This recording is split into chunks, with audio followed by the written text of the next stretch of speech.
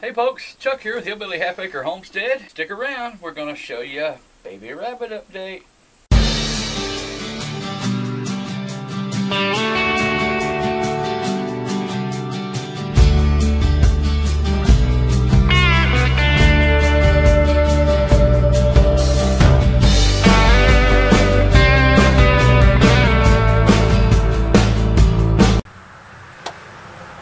Hey folks, Chuck here again, Hillbilly Half Acre Homestead. Welcome back. I'm going to show you a baby rabbit update. These little guys, I think it's been about 10 days or so since we brought you an update. Well, I don't know, it may not have been that long since you saw it, but it's been that long since we filmed it. Let's put it that way. These are Morgan's babies. See the little castor? This is a little castor. Looks like we've got two little castors. We did have one baby. We lost one baby out of, okay, no, we got three castors. Okay, here we've got three little castors. Whoops, whoops, whoops, whoops. Hang on. Three little castors. They're a little wiggly. I think they're about three weeks old, something like that. I'm guessing. Don't quote me on that. Somewhere around 3 weeks old. Maybe not quite that old. Okay, got three little castors. Come on, buddies. They've been out of the nest box probably about a week. We've got two reds. Now I'm going to have people that are going to argue with me and say that these are fawns. They are not. They are red. They will darken as they get older. Okay. They do have light colors on their sides. Okay. That's not desirable, but that's what they are. That doesn't mean they're not reds. Okay. They're still reds. They're just not. They're probably the best and most desirable colored reds. But here they are. I haven't checked these guys for gender. They're a little bit small. This litter has been small, I believe, compared to the last litter. So we've got two reds with three castors, two reds. That makes five. Okay. And we've got two left. One is this little broken. Remember we had a booted broken castor. It didn't make it. And I thought this one wasn't going to make it either. But I came out yesterday and he or she seems to be doing beautifully. Putting on weight, filling out. This little guy right here. Yet another yet another tricolor, an orange and black. I doubt I can tell because it's so small. But I would just love for one of these to end up being a doe. And honestly, I just can't tell about that one yet. So, we've got the tricolor doe from Morgan's last litter, or tricolor buck from Morgan's last litter. And we are going to, he's growing up. By the time this litter is grown, he should be ready to go to work. And he is going to get acquainted. And we're going to breed him back to Morgan. And in doing so, we should be able to get a bunch of, we should be able to get tricolors. But we should also, since he carries blue, or dilute, and she is a dilute, we have a chance of getting some fawn and blue tricolors, which is what I've been wanting for all along, just like Mama. And then we also have the chance of getting some, well, we'll have the chance of getting some Charlies as well, because both parents will be broken. That's the next litter, not this litter.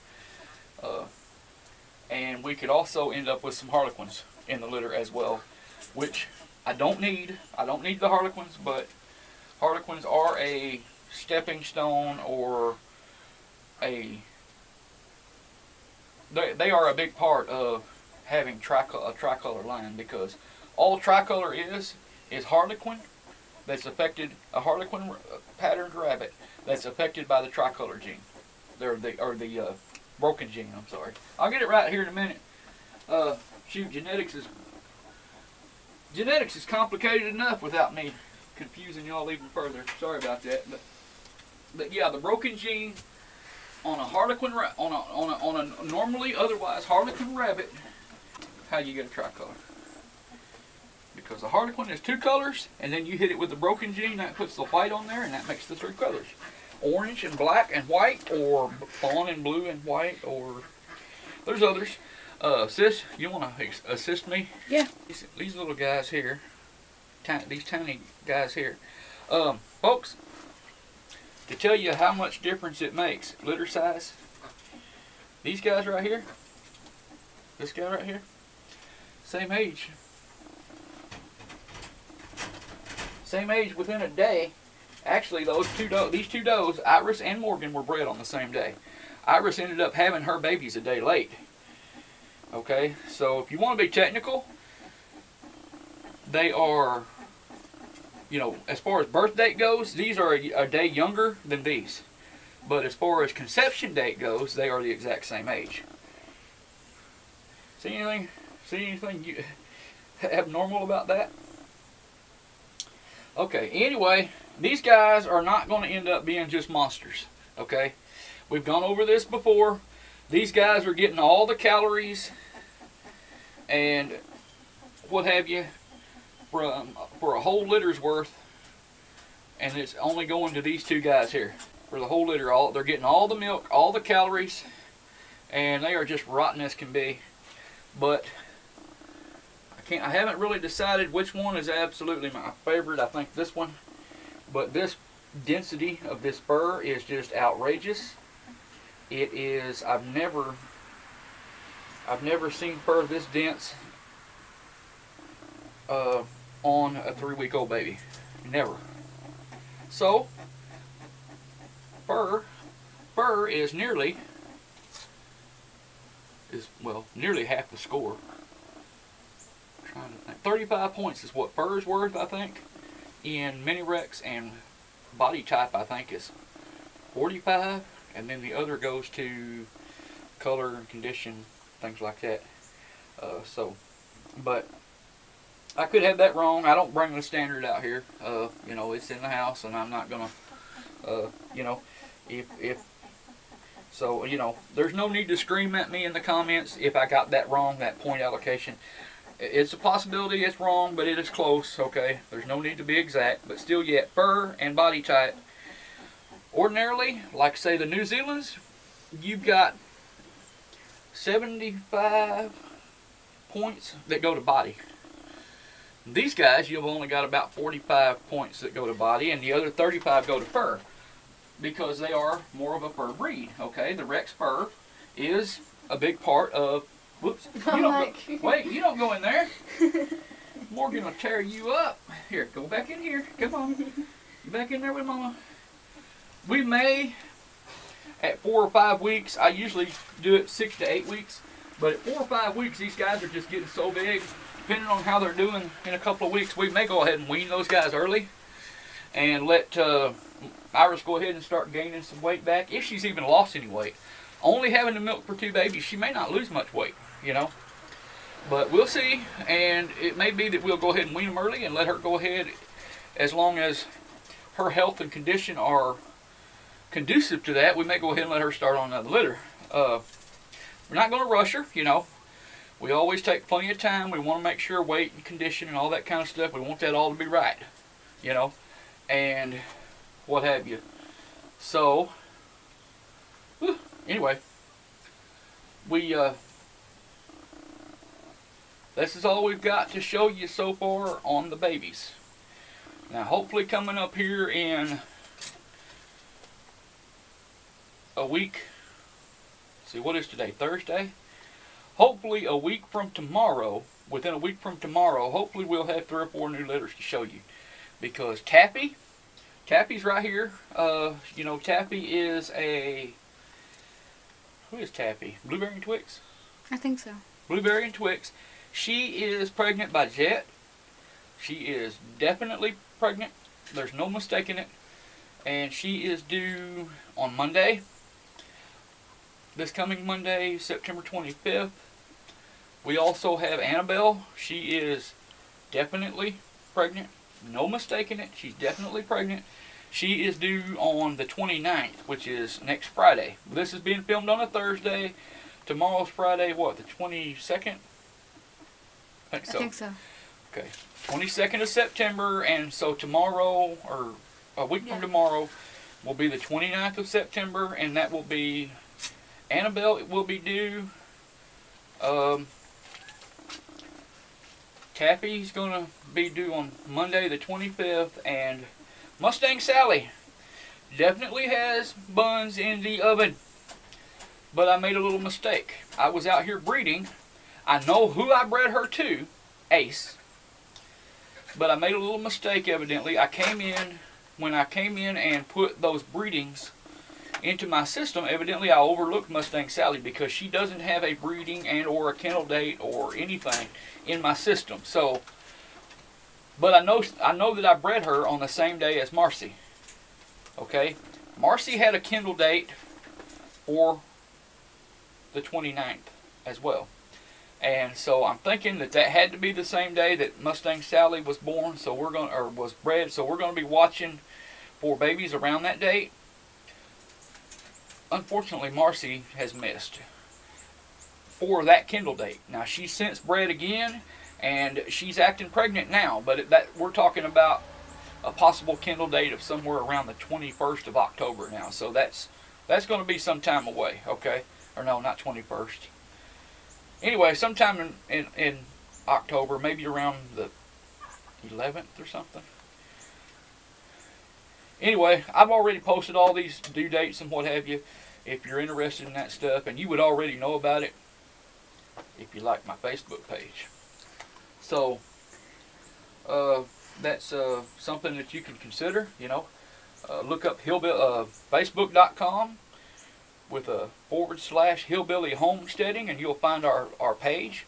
Give us a like or follow or both or however you choose to do it. And we do have some dry spells, but for the most part I usually post something every day or so. You know, most of the people I think that are on there, they seem to enjoy it and find it interesting. And some of you folks out there that like and follow our Facebook page, you can maybe throw something in the comments, let others know, you know, if you know, what you think about it. Is it something that you enjoy reading or what have you? You know, give us a little review if you want to. If not, that's fine too. But just going to kind of tell you what we got coming up. This is a baby update, and even though we don't have more babies yet, we do have some coming, and we know that we have some coming. And, you know, the weather's supposed to be cooling back off. We've had a little bit more summer-like weather here these last week to 10 days. But we're supposed to be getting some more fall-like weather coming, and these bunnies are certainly waiting for it. Delilah, Blueberry, and Hershey, baby. Delilah did not get pregnant, but she has since been bred again to Jet. Miss Sally, who you just met, I guess, last week in a video, our female dwarf Oto. First dwarf Oto doe that we've had. She recently bred, her and Lightning McQueen. They bred, and so we've got, hopefully, if conception took place, we've got babies on the way within about 30 days, because that happened yesterday. Also yesterday, Jada, our beautiful little black mini Rex doe, she bred to Jet. Everybody this round is pretty much bred to Jet except for Morgan. I just want to see how everybody does with Jet. He's my new guy. We raised him. He was born, bred, and raised right here at Crow's Nest Rabbitry, and we just want to see how he does with all of our does that are current brood does. Who he can throw well with, who he doesn't throw so well with, and in the future we will know to only use him with those does. If God willing, he throws well with every one of our does, then chances are that we may consider moving. Actually, I've already been considering moving Tagalong to a new home. So if you would be interested in him, you know, you can contact me or kind of put a bug in my ear. Say, hey, if and when you decide to get rid of Tagalong, I might be interested in him.